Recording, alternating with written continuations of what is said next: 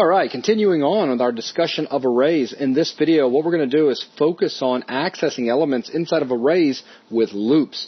And we've got a couple of different things we're going to look at, but this video is primarily going to be a series of examples. Logan? All right, to begin with, let me get a simple console application going, and we can take a look at doing some looping with arrays. So here we'll give it just a second to load the project in. And once we have our new console application, I'll jump into the main method. And let's begin first by revisiting that flavors array that we used in the first array example. That was a string array, which I called flavors, and that was equal to a new string array.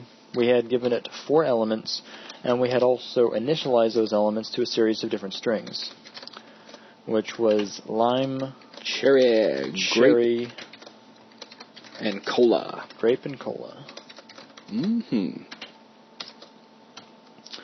And that declared our array. Okay, so now what we want to do is take a look at how we can walk through the array utilizing a loop and basically write out to the console each element in the array. Now before, what we had done is basically did a console.writeLine, and we said flavor sub 1 or 0, 1, 2, 3, 4. The key was that we always accessed exactly one element at any given time. Precisely. We showed a few of them, but that was only because we used a series of statements to do that. Exactly. And I would like to pull back my statement from a second ago when I said basically we said sub 1 or 0, 1, 2, 3, 4. It was actually sub 0, 1, 2, 3. Right. So we're going to do a simple for loop. All right, the first one thing we want to do, again, the whole goal here is to have a loop automatically transverse an entire array. In a second, we could even show what I would mean by a manual loop. But what this is all going to boil down to is the ability to get the length of an array. Let me show what that means before we even declare the loop. Let's see, before we go through and look at every element, we need to know how long the array is. As we go through elements, we need to know when to stop going through elements, and that means we need to know this number. Now granted, of course, because we're writing this array, we know that it was 4, but we'd like to have code that is adaptable and is able to automatically tell how long an array is. And we do that using the array length property. So what this would look like is the name of the given array, in this case flavors.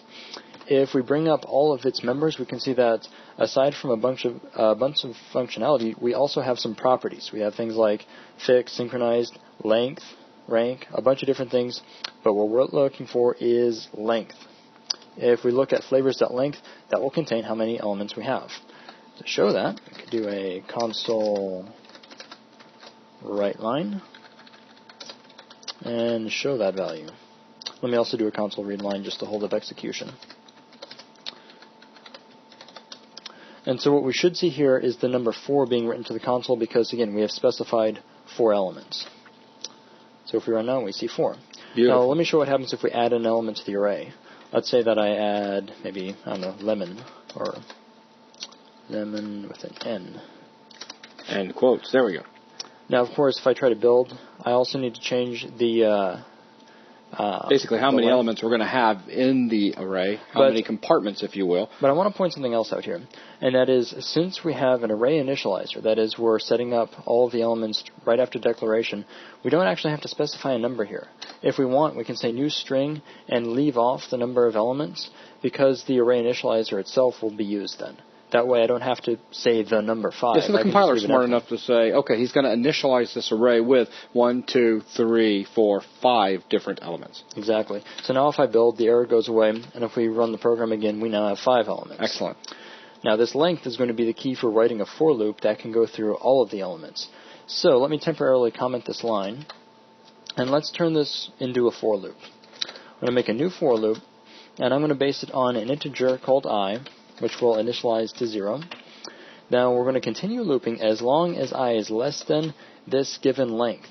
So as long as I is less than flavors.length, continue looping. Now let's think about why I needs to be less than flavors.length. Right, why isn't it less than or equal to? That's right. Well, let's think about this. How many things are we storing inside of flavors? Well, right now with the initialization that Logan is using, we've got 1, 2, 3, 4, 5. But how is the array handled? It's a zero-based array, so it's handled by index 0 pointing to the first element, index 1 pointing to the second element, so on and so forth.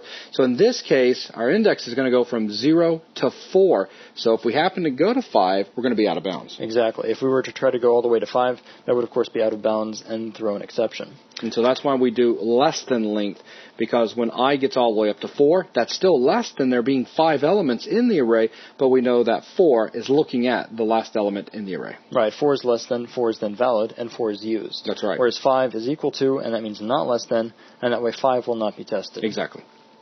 All right. And to increment, we'll just do I++ for every iteration. And we could bracket this in. And now let's do a console writeLine for the current element, specified by I. So console.writeLine flavors sub I. So that way it's really that we're first making an index that points at the proper location in the array and then later using that. Right. It's almost like two disjointed elements. We could just write out 0 through 4, but knowing that those are valid elements, we can look them up using the array. So if we run now, the result we get is every element of the flavors array gets displayed on the screen. Very nice.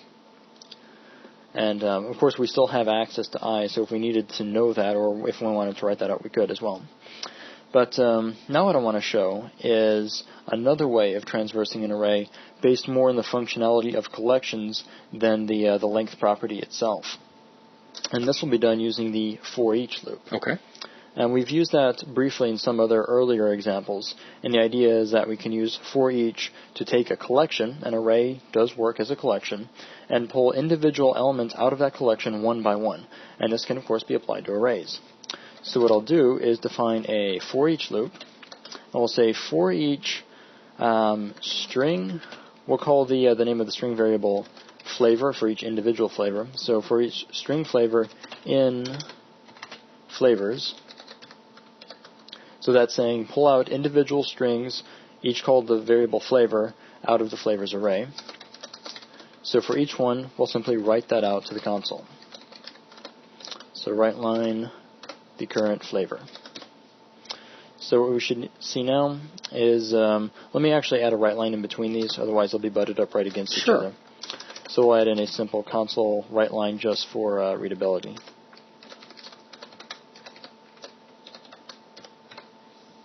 Very You can nice. see that now the array has been printed out twice.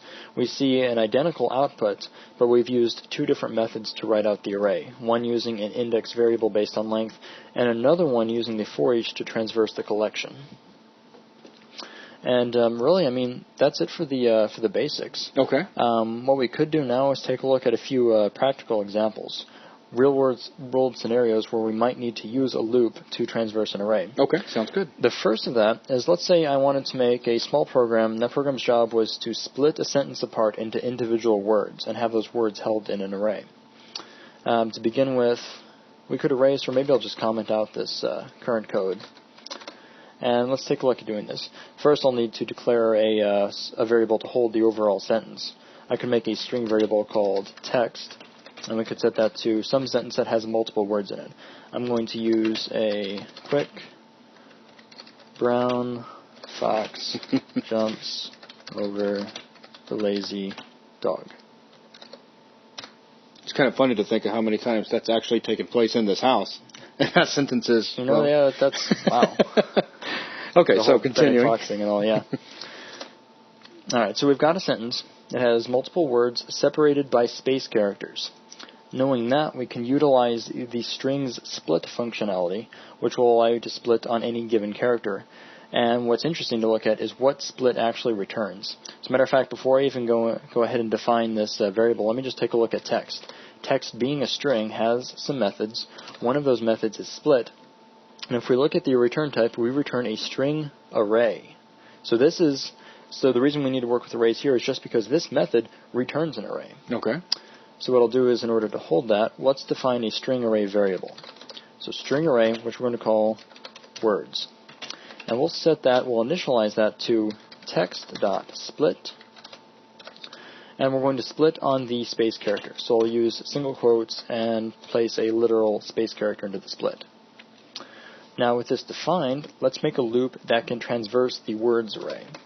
And for this, I'll do a for loop. I'll do for, and I'll also use the template associated with for. So if I hit tab twice, we get the template laid in. The name I is fine for the index variable. Now for length, what I want to use is words.length. So hit enter there, and a simple console write line now, just to write out the individual words. We'll write out words sub I. And of course, if we wanted, we could have used the for each method, but in this case, I'm going to stick with the simple for loop. Okay. Now let me build, just make sure that there's no simple errors, and then we'll run the program. Look at that. And the output we get is individual words placed on individual lines. So the sentence has been broken up into an array, and then that array was transversed and dumped to the screen. Now, they've seen stuff like this before in the class. As a matter of fact, back in the DAG application, when we were working on the command processor, we were taking an input and splitting it up into different words within an array so that we'd have a command and possible argument. So it's almost like using it the other way. We were taking in a full, I guess the sentence in that sense was a user input. Exactly. And we were breaking that on, knowing that the user was going to use spaces to separate commands. That's right. Now with the students having a better understanding of how this works, they can go in there and make their command processor even more complicated, because they should be comfortable working with arrays. Right. So now we have full arrays. We've looked at some of the properties and methods available in arrays, okay, as well as ways of transversing them. So again, just an example though. So because I mean, looking at the simple one with a few words, all I wanted to do here is give an idea of, like, let's say you wanted to accomplish a task, how would you use arrays and loops to do that? Okay. And now there's one other one that I wanted to show. Something that's almost new. I mean, not quite if you count one of the bonus things that we had to do for, I think it was one of the knowledge reviews. But let's take a look at what we would need to do if we wanted to cause a directory listing of a specific directory. And let me think. We need a directory to look at. I'll probably point at that working folder. We'll see what files might have been left in that. And CS? Yeah, the CS folder. Yep. So what I want to do for this is gain access to the directory.getFiles method. Okay. Now, working with the classes I'll need here, they appear in the system.io namespace. So I'll need to add that here first as a using before I try to use any of these methods.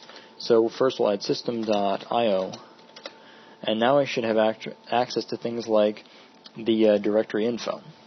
So let me actually declare a directory info class here. So directory info, which I'll call directory. And let's initialize that to a new directory info, and we'll give it the path that we want to use. I'll use the @ symbol for literal backslashes or literal escape characters, and we'll say CCS. That, of course, being our working folder that we usually dump textures into. So this has created a new directory info class, and that directory info class, if we take a look, has a method called getFiles. Let's look at that for a minute. GetFiles returns a file info array. So that's how it's handling multiple items, is by using an array. So what we'll do is we'll declare our own file info array, which we'll call files, and initialize that to directory.getFiles, and just the standard overload of that should work. Now, having this array created, we can again transverse it with a loop. So again, I'll use the template to quickly define this. So for I is less than files.length. So here on out, it's almost exactly like all of the other examples. And then, of course, we'll write this out to the screen somehow. I'll use writeLine. We'll write out files sub I. And let's see, build, make sure there's no simple errors. And let's see what was left in that CS folder. Apparently there were some PNG files left in there. A Very nice. an enemy PNG file.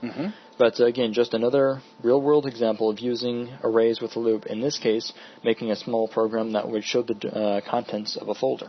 Okay, and that's pretty much going to be it. So 2 basic loops, the for loop utilizing the initializer and conditional test and incrementer, and the for each loop that allows us to extract each element one by one. And then a few different examples to demonstrate using the looping through an array in real-world or practical examples. And with that, that is going to wrap up this video. Thanks a lot.